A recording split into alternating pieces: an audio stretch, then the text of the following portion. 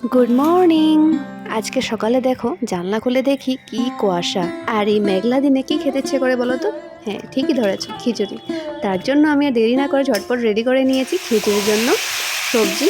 আর আমার না খিচুড়িটা কিন্তু খুবই প্রিয়। তোমাদের কার কার ভাল লাগে আমাকে কমেন্ট করে নিশ্চয়ই জানিও।